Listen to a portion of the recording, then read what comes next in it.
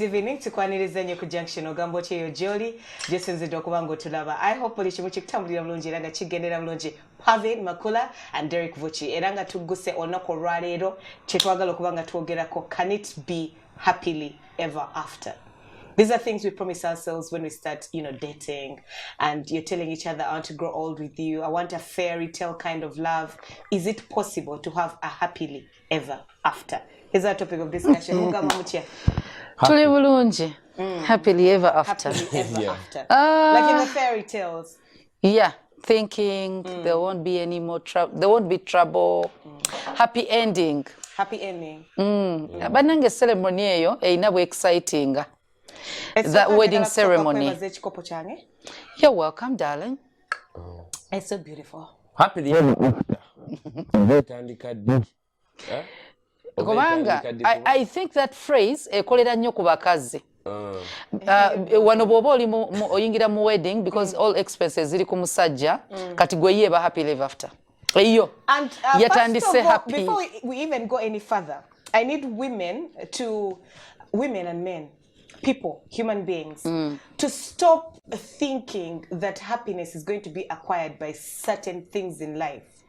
Happiness can be small doses of small everythings that are surrounding us. Nebuli always anti sanyuli yangeri oluberera bannange ligenda vambufumbo you're finished. Simanyi abalala bwe baakula bwe twali twakula ffe wano kangambe mu Buganda kubanga mwe nakulira abaana abawala twazanyanga tokotoko naye nga tokotoko yo manyi bw'atandika mama ne taata you get married and then you start cooking nga bamwonoonye so ogenda olaba awo wonna wakati tewaliwo education, it is getting married nga epitome bana nga tugende nakulabye jjajja wange for the longest time yali atunda amatoke nakulabye market jjajja lake erina musoke yali jjajja wa katale for a very long time. So basically what we used to do is we used to go to nankulabye nga tulonda emyere jigwa, then bana basajja abaletanga lole good old days. Right now engota ya mitwale 5 Mukwano n'omusanvu obutoke ne batusikiramu ne tutokosa ne tusula mu blue. Oh God, it was so nice. Kati nga abaana babagagga aba Haji Nsamba abali opposite us nga bo balina like cool things that batuwa ku blue na sika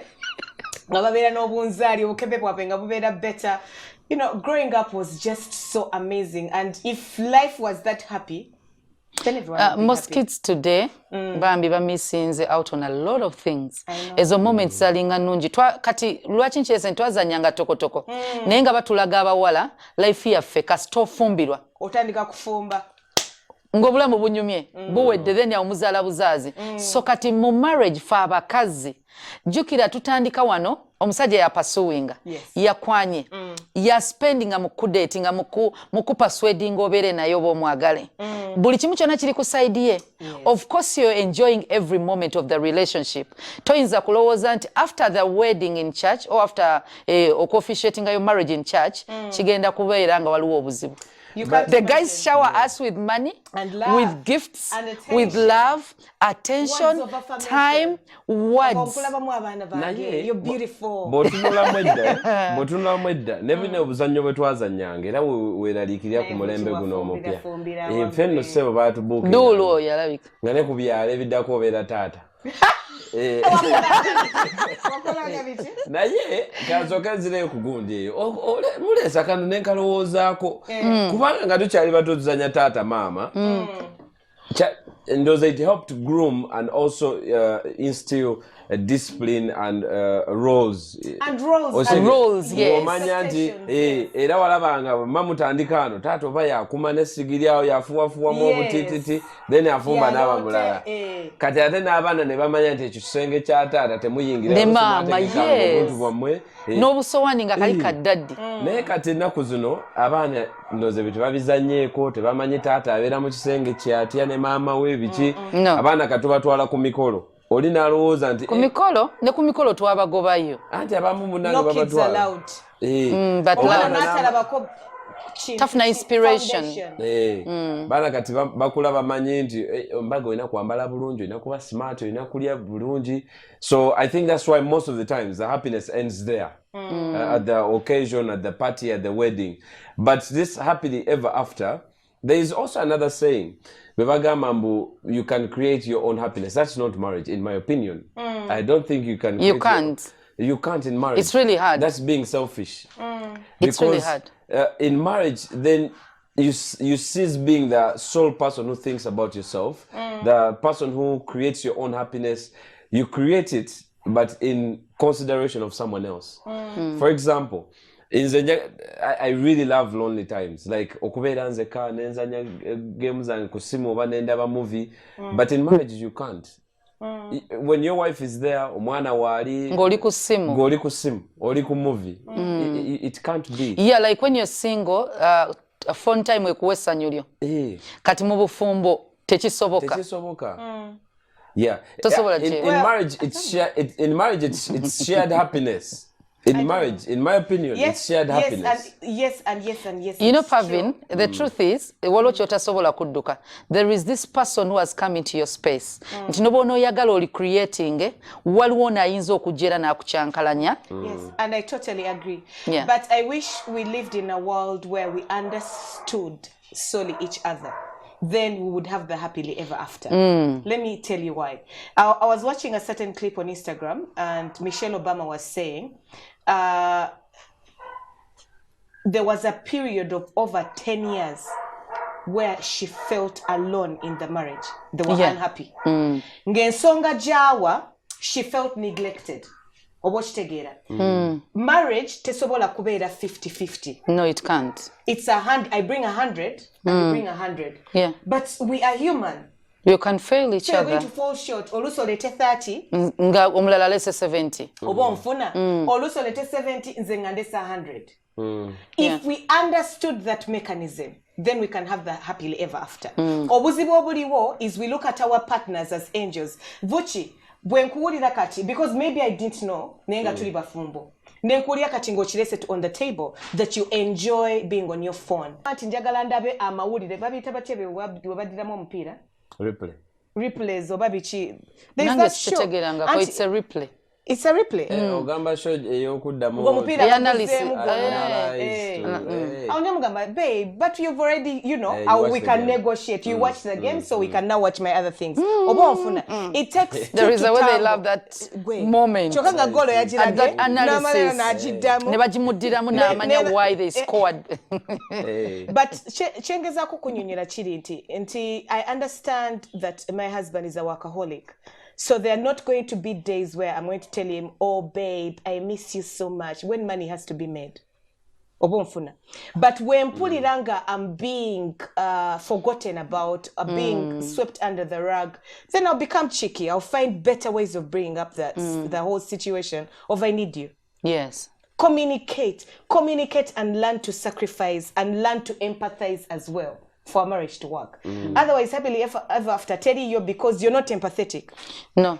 Tewata dembigere byoli muntu obera onogamba nze bangamba ate abasinga like not even being empathetic abasinga we are so selfish tukyagala having a control of everything and everyone tibobo babadde single you're in charge kati nkufunye still I'm still in charge nabonako ne pastor from being a single parent for some good time weeyiyiza weekolera sente zo weeyingirira sawa zooyagala ez'ogolokoka yes to work naye nga decisions nze sayina muntu asalawo nze nsalawo I'm the boss in the house gwe nina muto so n'enviri sisaba bwe mba njagala kyusa nviri I'll do it ku budde bwange kati when I got married naŋŋamba bw'oba olina kyeweetaaga oŋŋambe kati nenerabira nti nsobola omugamba ati 8 nti netagayo sente jukira mbadde neterekera zange nze mba mmanyizi weziri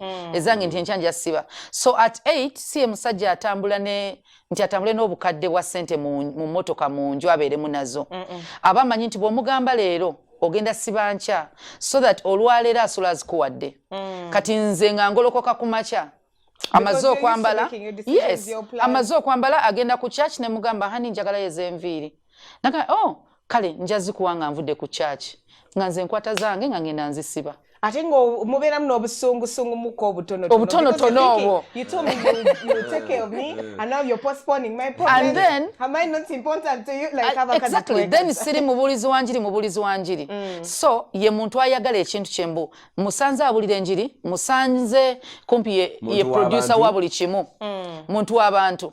Then yoze nagamba time gye wandigambe munanga nti kati gobadde omanyidde okubeera wekka toyina buvunanyizibwa sayina buvunanyizibwa n'obwo mbulina kye monitoringa business togi si eri awo. So muli waka ayina monitoringa kuliko Pavin Kangeze ku TV nanga njagala bolwairo set we bagikoze njagala bakye bakoze natula whole hour 10 katugeza alaba Junction then 10 weyingira it's 11 enjiri yejja ayagala alabe shots za camera boba bakutenga bwe nabagamba kanpulire someone je nabulide now enjiri etandisa at 11 to 1 yasawezo etabezo kati awo nenzimba nonyiga nnyo olwo yagala attention wabula we he doesn't give me time right ate nave bakajibituberayo awo he should give you time kati okimanyi nsobola okuvayo ne ngamba nti okuva we nafumbirwa ebintu byayononeka because you expected him to drop his responsibilities for you and that's very unfair. It's unfair. Very unfair. So another problem would be affecting the happily ever after from maybe not being attainable. Really, yeah, in my opinion, I think nga Boba Dogambi, I think either you or Susan Nelavide, but these friends who betutwalira kabine yagambe yatuwaga wabenayo byakuwaga nagamba what that's why I don't like pastors. He doesn't give you time. What? I can't believe that guy. And you know what, Makula, like kati ajua those girls at church. If it were me, I would be doing this. Those people are lying to you. Let me tell you, the women who are busy telling you nze soza boxan, nze sifumba, nze sikolach, babikola. Yo mu darkness bagonda ne bagwa ne kutaka ne bamuyita Aisa abasajja. Naye ng'enalesa kuwaze. Enalesa kugambye don't do this thing nze kankubulire. Togenda kumpa magezi nga you're not in my marriage. Listen. I'm going to listen to whatever it is that you have to say, but we need to understand that every man is built in a different way, and men's egos love to be tickled. Like, let me tell you, if you learn how to tickle your man's ego, omaze. Kati oli agenda kuumwa magezi chinga teyawasa vuchi teyawasa Mr. Ketari wa pastor. You can give me open scenarios of I think this is what happens in life and all. Yes. You get then there are maybe things, you try out this, maybe you talk. Waliwe tukirira nti biri geno nga chiri open ku buli omu. Oba communication ekitumanya nti chiri open ku buli omu. Naye bino yagamba no. Communication varies because you know men of these days. Let me say. Nalabye omuntu omu yakomeze comment. I think some couple I don't know oba bituufu bafunye challenge ne bafuna break up. Kati oyina agamba nti abasajja be Kampala no not my man, not mine please wange we Masaka kale no wange sija kwogera jana ate waliwo bakola comments ku basajja be Masaka okay we Kampala ate be Masaka babalibo bine all the memes but you know I think we just also generally have a very sad bitter generation in the sense that they one pain budgeteka ku buli omu. Sometimes you're going through statuses of your friends or maybe people you know or maybe even on Insta or anywhere. Yekyayise munakitosibako Omuntu omu yamukyai n'agamba men are dogs. Then you're a bitch. There are times I also make this meme simanya kati bana abasajja bambala zino. Nekati tulina yabo obuvunanyizibwa nga bambala bwe batyo ng'afaayo nga maybe that's his sense of because there was a certain somebody who did that ayambala bwatyo naddala bana bambala bu crocs nga mulimu socks. Those ones are dangerous. Somehow. Olo nange obimbenda boyina agamba mbu oba dating this kind of guy then you're in trouble.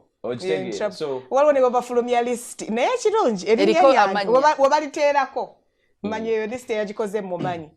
But at the end of the day, for happily ever after to work is you need to learn each other. This is something I've said ever since we started doing Junction. Learn to learn each other. this person has grown up in a homestead for over 30 years alone without you. Not only home, society, then schools. Naita masomero ganjawulo. Kakati musazeewo at a very mature age where even change is very difficult to be attained, to be together. And you want them to become a saint all of a sudden. You want them to become something you're accustomed to. It's impossible. Happily ever after, people think tusinkanye guno omwaka omusajja ali serious nange ndi serious ndi ready fena tumanje twagala next year tuyike emikolo tujja kufuna counseling ya mwezi gumu obufumbo tuba tubutegedde ngemize mubadde najo for over 20 years and the math is after. Whether you're prepared for marriage and whether he or she is also prepared, your partner that you're potentially looking at potential, there needs to be time for courtship and understanding each other. True. Mwewe time. I think before, I think Ngasinana Kuwasa, there is a pastor I talked to, he calls himself the love pastor. The first girlfriend I had then, yatugamba mwewe myaka age. Esatu ngaja courtship kwemanya, kubanga ne Yesu mbu yakola ministry myaka esatu, it's more like a maximum gundi. Sometimes you feel like toying up with them, but you're making a lifetime commitment, Pavin. Something that you don't want to come back from. You don't want, and you don't want to but sit back. Biological clock ticking at what? 3 years. But you're talking about happily ever after. Yeah. Ever. Forever. Ever. Yeah. You don't want to get your dream wedding day and then have the worst or nightmare marriage. No. So yeah, give you time. I mean, give it time. Omuntu mumanye. Counseling eyo mwezi ogumu blood. Atengo lusite mugenda nayo. Bajja kubulira nti mukyala mukole bino, mwami mukole bino. Nenga bye bagamba okukola olw'okuba yabikola mukyala we ne bimunyumira looza buli mukyala mu ggwanga byayagala.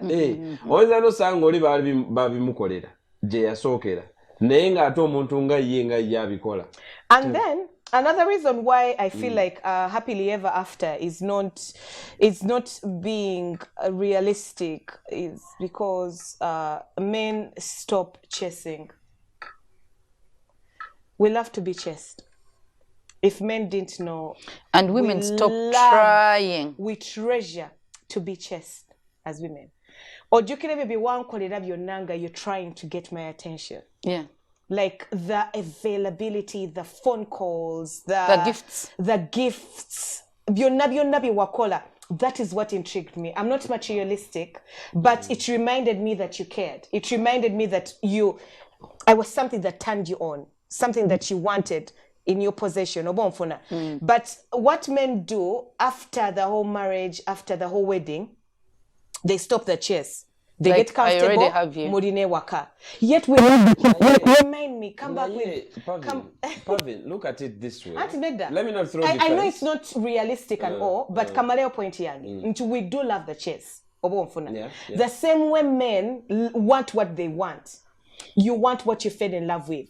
So it's up to the both of us to keep our standards when it comes to that. Nti omuchala wo, keep chasing her, keep pursuing her. Give her words of affirmation. Like, know her love language. Be present for her. Problem eriwo yeno. Men wadde abakazi bagamba tulimba, abasajja balimba nnyo. When they are chasing. Yes. Akulimba nti he has the time when he doesn't have the time. Exactly, because then he gets Akulimba he'll gift you naye nga tasobola kukisustaininga. Nti personally omwami wange bwe yaŋŋamba bw'ati ekintu kye yaŋŋamba sawukana na njiri. That's me. Nangamba tugenda beera ffenna naye nze time ya service eba ya service. Time ya kino eba ya kino.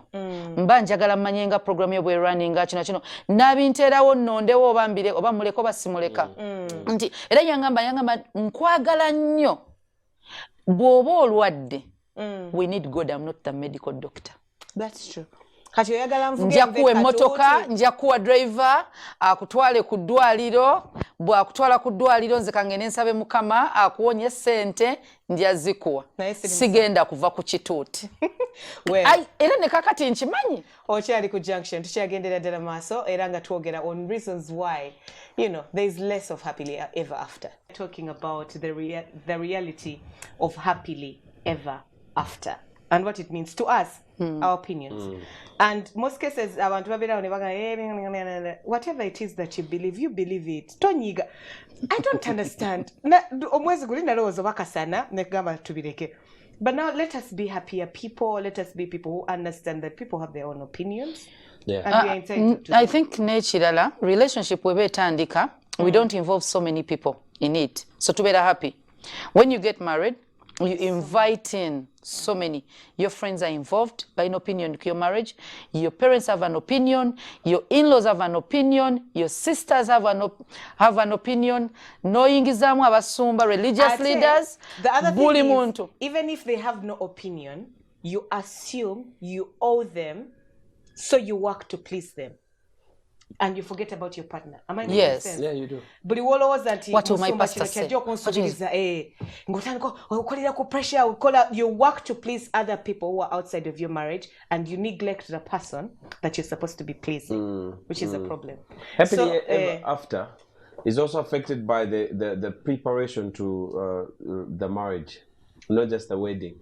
For example, if you really think you need to settle, get married or marry, or fneo muntu, also start with the circles you have, the friends. Start to choose. Ogamekati mubakwano benina eri abanjagaliza, but they are not good influence. Like their mind is what gogama nti pavini onanjagaliza era pavini bwemberako n'ekintu kyonna anjagaliza, but bwe mutuula okusharinga ideas, opinions, views ku bintu obwongo bwe butono nga obwongo butono alinga kusapotazinga omusigaza name of marriage yes. So that is one of the other factors. Then secondly, happily ever after can be affected by the so-called small lies that you made in the sense of trying to win over someone, especially those as the things men. are serious. Ogenda otandika omwana n'omulimba kasente kofuna n'omulimba emirimu gy'okola byogenda okukola n'abakazi balimba wajova omusajja n'omutambuza ebyalo bina nga wamugamba tubeera ku kkubo najja nga bambi obusungu bumuluma omanyi abasinga ne mumuzimbisa ekisenge kyawaka mumutumye tanka y'amazzi, but you people tanka y'amazzi, why is it a requirement for bukwantino? Omuzadde yatusabako boda ng'ayagala kutandika kuvuga boda nti omwana yabadde oba ayagala oba tayagala yatugamba entebe ekyebirabo ebyo be bamanyi, saagala yingira mu bataata naye no, let's talk to the fathers. Somehow tata totunda mwanawo. Yes. One. Number two, toswaza mwanawo kubanga waliwo ebintu ebimu by'osaba amazima omuwala n'aweebuuka sayidi y'omusajja. Ekikakyo nawe kigamba alinga omusajja y'abajjayo. Alinga omusajja yabayamba nti ebirooto byammwe byonna ebyali biganye ayina osooka obituukiriza nga tannakuwasa. That's why even the expectations in you are higher. It also compromises, speaking from a man's perspective, it also compromises your side. Atuuka n'abazadde bo batuuka nga tebakyalina kye bagamba mwami wo. Balaba bakuwaayo omusajja aba buli kimu kye baagala kyonna kyakukola gwe bajja kunyiga bagambe munnange ddayo. It is what it is.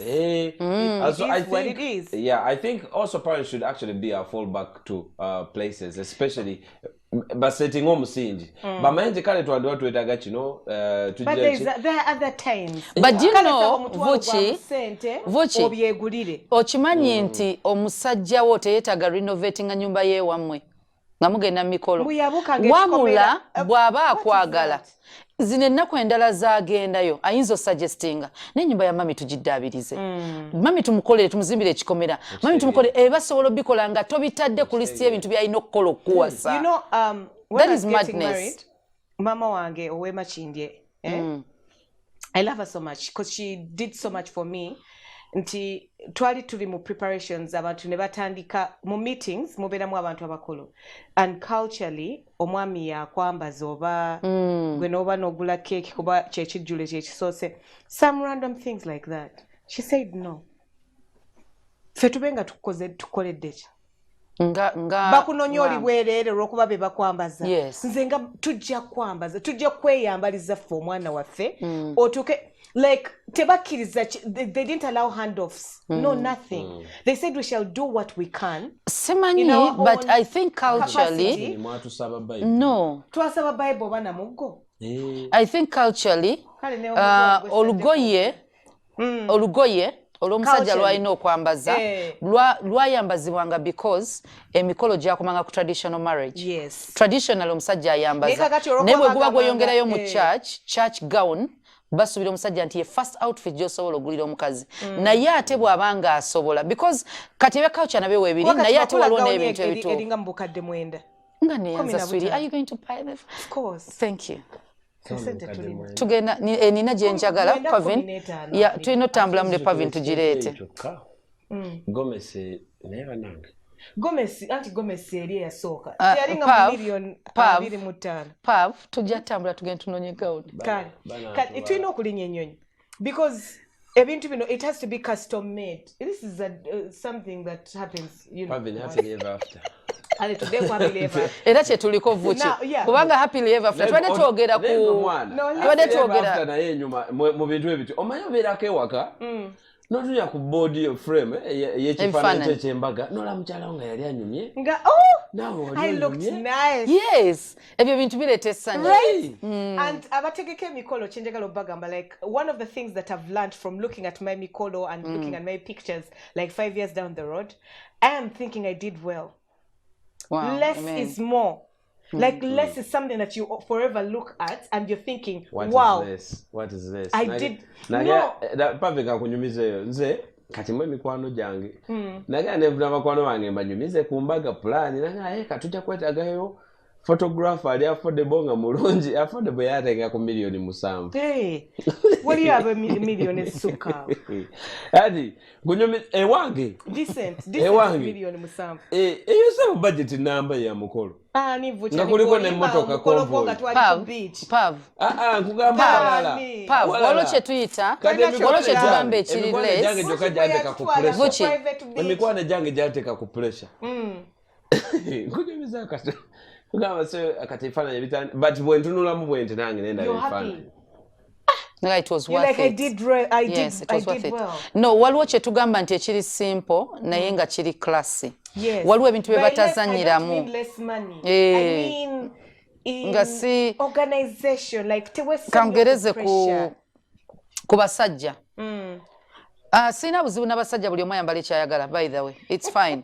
Yambala buli omu ky'oyagala. Naye waliwo ekintu kye tugamba it's a classic like a black suit. Never goes wrong. Never. At all. Because you're not Nigerian and you're wearing a nakbada. Why? Bw'oba ogoyinze colors, bw'oba olonze colors, vuki wayambala green. But it worked for you. You never go green. Green. That nice like green. Forest green. It was like forest green. Naye osanga omuntu ng'ayambadde color efaanana ng'eyes egundi. 10 years. Abalango yambadde suit eringa curtain. Let me tell you. Ebizibu byonna bivaawo kuba ogenda tuliyo tufaananyi ogamba mukyala lwaki badde saagala kyogera naye Pavin enkwagadde. Oyina ebintu bingi ku mutwe osibye ebintu bingi ku mutwe eman omanyi waliwo ebintu byetukiriza abakazi nti ngaola ba Egyptians abakazi beetona the Cleopatra batadde ebintu biki yes but a man nedda mukwano bireke. You get it? Kati, happily ever after. Another point that I have for happily ever after, the most important point that we should have started with, twerabira omusingi gwa marriage. Until everything falls back on God. Mukama Katonda yakuwadde obufumbo buno. It's his union. He chose it to be. Akuwadde obufumbo buno, yagenda okusalawo how and when things are going to take place in your marriage. Now, buli wetujjako Mukama Katonda obuyinza obwo. No keeping out of your marriage. Ne bw'obanga oli musabi kale oyitayoko ku church. Naye nga weewadde obuyinza. I can by this time. I can do this. I'm going to do this. Ne weerabira to fall back on the person who made this possible. Then you give oli mukuwa stanny bank. Awagenda okuyita because buli wono failing, you have no faith to fall back on. You're looking at yourself as the person who has failed. You've forgotten that it's God's timing, it's God's giving, it's God willing it to be. Now, every time you forget that, there's not going to be a happily ever after for you guys. Exactly. You're going to be bitter, you're going to be sad. Mugenda kuba mwekwasa mukama, mugenda kuba nga mwesirisa, mugenda kuba nga buli kimu mwagala kibeere, but mwerabidde omusingi, mwerabidde ekituufu It will take 3 God, you and your husband or your spouse.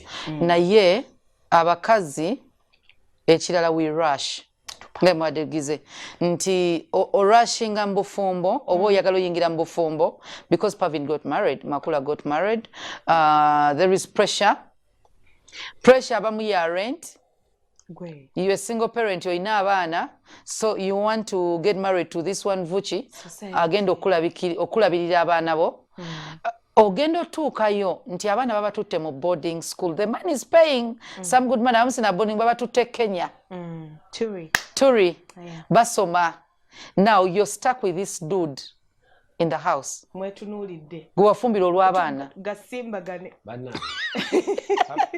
Mugasimbaganye. Wona obuntu ntubu n'obutonotono obutu affecting, especially going into marriage with a picture of your ex or just settling for compromising to settle. Nogamba nti kati ono wentuuse ku myaka gyange netaaga okufumbirwa oba okuwasa olw'emyaka naye nandyagadde evubuka nga lina 6 packs naye atazaali ready siwa 6 packs naye kamalega kati bw'olina mufumbo nekiri ekifaananyi ky'omusajja gw'oyagadde then noyagala omukyuse. For example, gwali oyagala kuwasa I know one celebrity who is turning her husband into the ex. Okyali ku Junction tugendera ddala mu maaso era nga twogera on why happily ever after is a myth in some homes. Well, okyali ku Junction tukyagendera ddala mu maaso Makula, Derek Vuchi nange Pavin, and our topic of discussion is happily ever after being a myth. At times ekigireeta okubanga myth kwe kubanga you got married to this Pavin nga bwali. Now nogamba kasita namuwasa jakyuka. After marrying Pavin noyagala afaanane afuke kyoyagala ninga wakkiriza at first nogamba kamutwale bw'anaatuuka bino bye batulimba nti bw'anaatuukeyo akyuka bw'anakola bw'ati ajja kyuka no kasita ntuuka mu bufumbo noyagala onzije ku kye nnali. It just amplifies who you are. Because now you're comfortable. So you're okay with my lifestyle. Tewambulira mu dating. Toyagala lifestyle yange. Nonyumirwa nenkubanga pate netukolanga kino nengendanga out nsula mu buli overnight nsula mu buli crusade nga tokirinako buzibu. Now we get married ngamba no more crusades. Omukyala toyina bikola ebyo. Ebintu by'ekiriza bino bintu by'amaanyi. Omusamize awasa omusamize. Omusamize towasa mulokole. Oba omulokole towasa musamize ngo awutewali happy live after awutewali bw'oba nga mwena muli balokole making sure that either musabira we wamu oba musabira bifo byanjawulo otuuse ku chaachi ye bibasabisa bibasomesa biki mukwatagana naye bino ebyokuba nga oli mu chaachi eno oli wa pastor Bugingo kyala waleeta obudomola bw'amazzi tebuliye waffe oba okyeba ati ngamba gwe omwami osabira eno wa pastor mukyala wajja oba webasa kukiira otuzi passport bagiyeeko otuzi nti mwami agenda gamba abekanani ogenda okuddanga mukyala wa te passport bagisize munda amafuta ate pastor akibagaana nga passport pagasita agamba gyambaza akaveera ogikwateko okkirize naye ngaoli agisiiza ati munda amafuta bagenda okuteekamu wali mukuuma nga gundi tekyasoma bannange obufumbo olwobukomye okitegeera so ekintu kyenzikiriza it's important very important so otuukayo omusajja yakuwasa nagamba sikyayagala kuwuliza wano lankyawa sikyayagala kuwuliza njiri ya kiro mwewulirize what do you like ku lugambo Bambi they were doing so well long distance oli ali bweru naali wano nga bakwataganira ddala bulungi nnyo waliwo abantu abanyuma okubanga bali wala bino bye tulootako nze be banvumira ewaka ove waka aga hey today I'm going here there this nze babinvumira ewaka sabimanyiira nkyabiyiga it's a process naye nga babikola obuzibu bwava kuba nti omwami azuukuka ku ssaawa 9 okusaba kyekyo ate nga ku 9 oyagala kado kati gyasabira be bano abaweereza buli anti 9 nyinza okuba njagala kado gyasabira balokole gyasabira be bano pastor aweereza linki ya Samoni ayagala agikuweereze Pavini ogibikkule ogiyitemu ate nga kyatteeka omwene Samale kati yo pasa yabulidde kuki pasa yabulidde kuki kankubuli okitegeera awo okwewali buba bunnemye bonna balokole naye awo okwewali obuzibu so tonkozesa bibuuzo but now what is this I said marriage we are supposed to be friends olaba kangereze Collins zino ez'abasumba baffe zanjawulo gwe togenda n'osabira amaka gaffe nze ne neebaka if I'm awake we shall pray but if it's compulsory I deal with red eyes let me tell you there is a time nga ngenda ku store some store munno omusabirako nti okutula nagendako mu store n'omuwala gwe nali mperekedde tugule gown eyiye tutuukayo oba twasanga omukazi nze nalowooza aliko n'emizimu naye ng'alina gw'amanyi omuwala akolamu manager so nga banyumya biki nagamba namwe muzegulago mugamba yes emboozi ye gyengeri gye yajja atu involving n'agamba kati olaba olina ossaba ennyo obufumbo buno n'akuliraanya akuloga mulokole naku 7 ng'osiiba n'amugamba embaga yo yaddi yali ya July nga tugenzeyo like Feb n'agamba gwa 7 weetaaga emyezi egyo ng'onoonya Mukama ku nsozi wano omugole n'atandika okufuna fear n'atandika olowooza nti abantu bonna bamwetolodde babi akimutadde mu mutwe balogo n'amugamba yingira mu weeks nga 2 ez'okusiiba biki omwana yakogga mu weeks ezo nemugamba ani agambye osiibe nemugamba gown gye tuguze nemugamba yes okusaba kikulu n'okusiiba kukulu naye saagala osibe kubanga bagambye tosiibira mu fear tosiibira mu fear that's not faith awali fear tewaba faith twagamba naye ng'ate tugira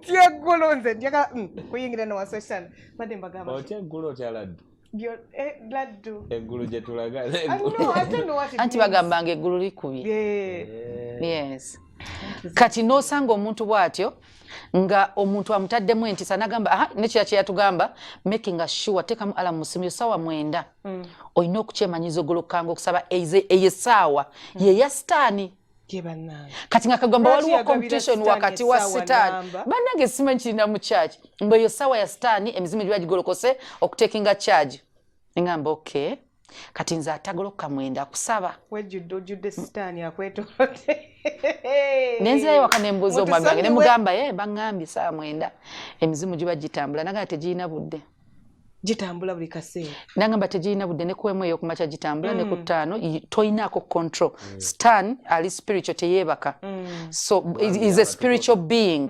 teyeebaka atambula buli kadde nemugamba ate kati kino bannange omuwala ngenda okuddamu bafumbiriddwa nga challenge balina mu bufumbo yakuva mbuliri ng'asaba ku 9 ne ku 11 omusajja atya n'okukwatako kyokka nga ku 9 eba ssaawa ya gundi ya kado well another reason as to why happily ever after is bambi nga ye tamanyi we forget to love each other we get so busy working, we get so busy with expectations, we get so busy with pleasing everyone, we get so busy with everything else and forget to love each other. It's very common with us men, especially when you get married. You feel the pressure of responsibility and you want to meet it. You want to meet the pressure, you want to meet the responsibilities. Kubanga katoyina omukyala gw'olabirira, that's your responsibility. Probably katonda abawadde omukisa mufuneyo ne ku baana noyo naye waali kati you're so busy making ends meet, pulling strings here and there nga end gye bayita wife togireese ku meetinga not deliberately nti toyagala kumuwa budde but you're chasing dreams and the more you chase probably katonda akuguliddewo enzigi then nowulira samoni ya pastor bujinge full at 40 okitegeera toyagala tukakwana nga tolina oba okitegeera kubeera ku pressure probably nobeera ku fear naye atwongeramu pastor yagamba anakola ate ano kituufu naye ojja kuba wiika. So better before, work earlier. So I think, Pavin, what you're saying is very true. Because it's easy to forget to love on your wife. And loving on your wife is not just providing the food, providing the shelter, providing the electricity. It's the morning kiss before you walk out. But also sparing time. Making For example, breakfast and giving us money. Weekends, spare time for your family. Sometimes just Sometimes you just have to tukange muko niyo musajja bwasigala nogamba ha ye kati oyagala because you're not used to him being at home at that time. Well guys, n'ebikopo ennaku zino bikaddiye nnyo noyomba muko ku weekend no anti okuyomba okugula ebirala yes abuse me awo pavine tosamba abuse me and we buy others well naye n'abakazi beerabira okwerabirira. Yeah, we give up on that. Nti omusajja aba ali mu kukola ennyo kati fe abakazi tulina bwe tugejja ate n'ekizibu vuki oba culture oba bandowooza bagamba nti bw'otagejja omusajja omwami takulabirira makula ebyo bisi bye waŋŋambanga. Yeah, but I was told African men bangamba African men eat flesh not bones. Obadde ku Junction. We appreciate you all. Tubagala nnyo. Until next time. Bye bye.